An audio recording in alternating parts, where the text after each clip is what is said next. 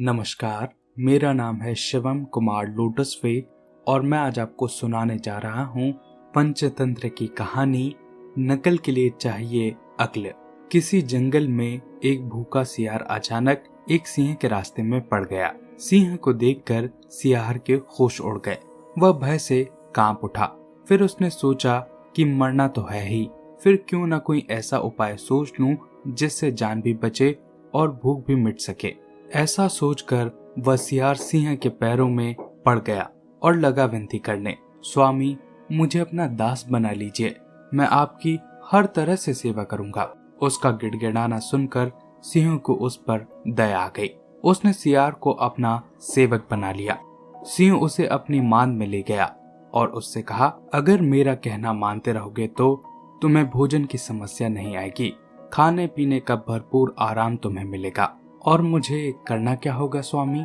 तुम्हें रोज पहाड़ की चोटी पर जाकर देखना होगा कि नीचे घाटी में कोई जानवर घूम फिर रहा है या नहीं, और यदि कोई दिखा तब तुम मुझे आकर बताओगे और फिर कहोगे, दम को पूरी शक्ति से हे सिंहराज। फिर जब मैं जानवर को मारकर भरपूर भोजन प्राप्त कर लूंगा तब जो बचेगा तुम उसे खा लेना। सियार ने सहमति जताई। अगले दिन वह किसी जानवर की तलाश में पहाड़ की चोटी की ओर चल दिया। शीघ्र ही नीचे उसे एक हाथी दिखाई दे गया। वह दौड़कर वापस आया और सिंह के पैरों में गिरकर बोला, स्वामी मैंने घाटी में अभी अभी एक हाथी देखा है, दम को पूरी शक्ति से हे सिंहराज। सियार की ये बात सुनकर सिंह तुरंत तैयार हो गया। वह घाटी में पहुंचा और बात की बात क्षण भर में उस हाथी को मार गिराया। फिर उसने जमकर हाथी के मांस से अपनी भूख मिटाई। जो मांस बचा रह गया वह सियार को खाने की इजाजत दे दी। सियार को जब बिना परिश्रम किए ही अच्छा भोजन मिलने लगा तब वह खूब मोटा ताजा हो गया। मोटापा बढ़ने के साथ साथ उसकी विनम्रता भी घटती गई। एक दिन उसने अपने मन में सोचा, मैं सिंह की जूठन खाकर ही अपना पेट क्यों भरता हूँ, मैं भी चौपाया जीव हूँ, फिर हमेशा सिंह की नौकरी क्यों बजाता रहूं, जबकि मैं स्वयं भी हाथी और भैंसों का शिकार कर सकता हूँ।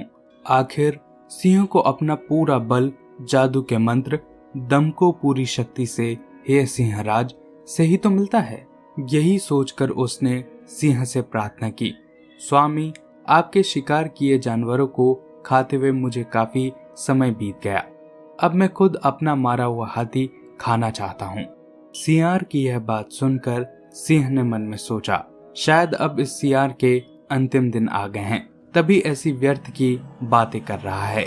किसी बड़े जानवर के शिकार करने के प्रयास में यह मूर्ख अपनी जान से हाथ धो बैठेगा।